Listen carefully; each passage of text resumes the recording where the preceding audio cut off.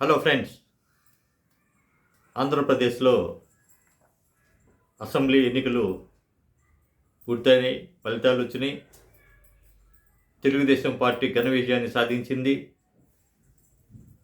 Telugu Desam party కూటమి సాధించిన ఘన విజయంలో ఉద్యోగుల పాత్ర కూడా ఎంతో ఉంది. ఉద్యోగులకు సంబంధించినటువంటి పోస్టల్ బ్యాలెట్లో ఎలా ఓట్లు వచ్చాయని తెలుసుకోవాలని చాలామంది ఆతృతతో ఉన్నారు.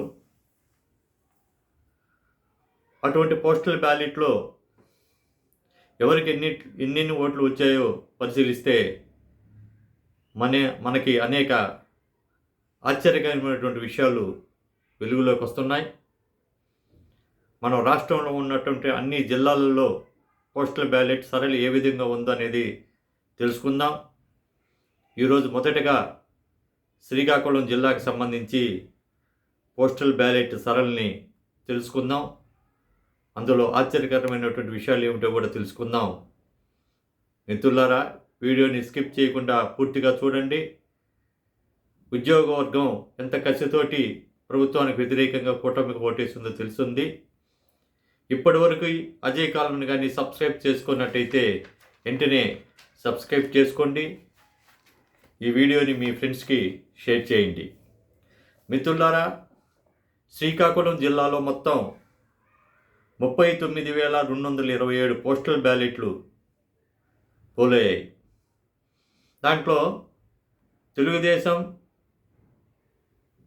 అదేవిధంగా జనసేన, బీజేపీ కూటమి అభ్యర్థులకి 23,724 ఓట్లు వచ్చాయి.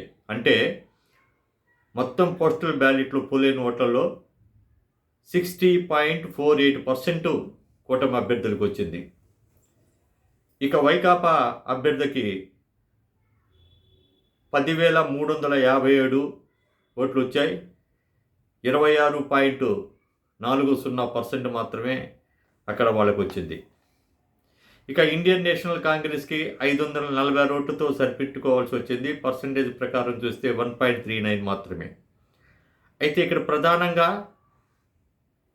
నోటాకి, అదేవిధంగా ఇండిపెండెంట్లకి సంబంధించి 4,600 ఓట్లు వచ్చాయి. అంటే 11.73%. నోటాకి కానీ ఇండిపెండెంట్ అభ్యర్థులు కానీ 11.73% వచ్చినాయి. అంటే మొత్తం పోలైన ఓట్లలో కూటమి అభ్యర్థులకి 60.48, వైకా అభ్యర్థికి 26.40, నోటా మరియు ఇండిపెండెంట్ అభ్యర్థులకి 11.73, కాంగ్రెస్ అభ్యర్థికి 1.39 ఓట్లు వచ్చినాయి. ఇక జిల్లాలో అత్యధికంగా ఓట్లు వచ్చినటువంటి నియోజకవర్గం ఇచ్చాపురం, అదేవిధంగా రాజాంగూడ. ఇచ్చాపురం కూడా కూటమికి సంబంధించిందే, రాజాంగూడ కూడా కూటమికి సంబంధించిందే. అక్కడ 70.31 ఇచ్చాపురంలో వచ్చింది. రాజాంలో 70.05 వచ్చినాయి. ఈ అత్యధికంగా వచ్చినటువంటి ఓట్లు అక్కడ. ఇంకా జిల్లాలో అత్యల్పంగా పార్టీలకి చూసుకుంటే టెక్కిలి నియోజకవర్గంలో వైకాపా అభ్యర్థికి 1,206 ఓట్లు, అంటే 15.51% మాత్రమే వచ్చింది వైకాపా అభ్యర్థికి. అక్కడ తెలుగుదేశం పార్టీ అభ్యర్థి అచ్చెన్నాయుడు గారికి కూడా 35.25 ఓట్లు మాత్రమే, పర్సంటేజ్ మాత్రమే వచ్చింది. అచ్చెన్నాయుడు గారికి 35.25% మాత్రమే వచ్చింది. అంటే 2,741 ఓట్లు వచ్చినాయి. మరి ఇక్కడ ముఖ్యంగా గమనించాల్సిన విషయం ఏంటంటే నోటాకి 3,682 ఓట్లు వచ్చినాయి. పర్సంటేజ్ తీసుకుంటే 47.35% వచ్చింది.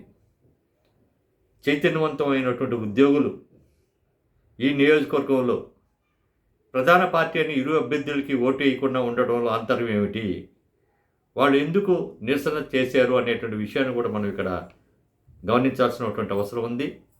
స్థానిక ఉన్నటువంటి పరిస్థితులు, సామాజిక సమీకరణాలు, తదితర కారణాల వల్ల అక్కడ ఉద్యోగులు, ఇద్దరు అభ్యర్థులు కూడా ఓటు వేయకుండా నోటా వైపు మొగ్గారు. అందువల్ల నోటాకి 47.35 వస్తే తెలుగుదేశం పార్టీ అభ్యర్థికి 35%, వైకాపా అభ్యర్థికి 15%. అంటే ఇద్దరు కలిపి 50% వస్తే నోటా అభ్యర్థికి మాత్రమే 47.35% వచ్చింది.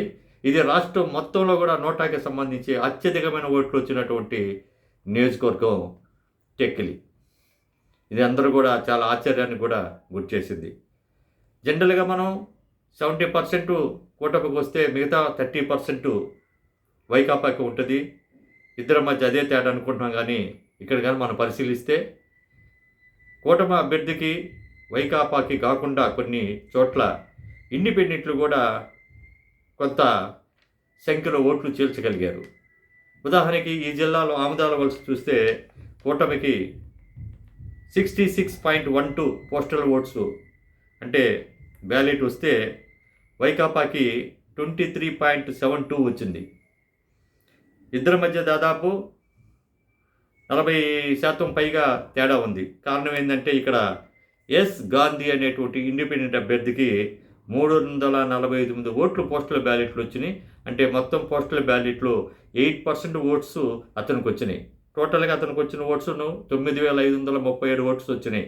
అంటే టోటల్ ఓట్స్లో పర్సంటేజ్ 6%, పోస్టల్ బ్యాలెట్లో మాత్రం 8% వచ్చినాయి. అందువల్ల అక్కడ ఇండిపెండెంట్ అభ్యర్థి కూడా బలమైన ఓట్లు రాబట్టి అక్కడ ఈ విధంగా వచ్చింది. మిత్రులారా, ఈ విధంగా జరిగినటువంటి 2024 ఎన్నికల్లో ఉద్యోగ ఉపాధ్యాయ కార్మికులు ఎంత కసిగా ఓటేశారో మీకు అర్థమైంది. 20% నుంచి 40% వరకు ఇద్దరి మధ్య ఓట్ల వ్యత్యాసం ఉంది. ఈవీఎం ఓట్ల కన్నా కూడా పోస్టల్ బ్యాలెట్లలోనే ఎక్కువ శాతం కూటమికి ఓట్లు లభించాయి. ఇదే విషయాన్ని మనం ప్రతి జిల్లాలో కూడా పరిశీలిస్తాం. చివరిలో రాష్ట్ర వ్యాప్తంగా ఉన్నటువంటి పోస్టల్ బ్యాలెట్ మీద కూడా విశ్లేషణ కూడా చేస్తాం. తప్పనిసరిగా వీడియోని మీ మిత్రులందరికీ షేర్ చేయండి, లైక్ చేయండి. ఉద్యోగస్తులందరికీ కూడా ఈ వీడియో చేరువ కావాలి. వారు వేసినటువంటి ఓట్ల వివరాలు వాళ్ళు తెలుసుకోవాలి. కాబట్టి మిత్రులారా, అందరికీ షేర్ చేసి వీడియోని ఎక్కువ సంఖ్యలో చూసేటట్లుగా చూడండి. మరిన్ని వీడియోలతోటి మీ ముందుకు వస్తాను. ఇట్లు మీ అజయ్ కుమార్.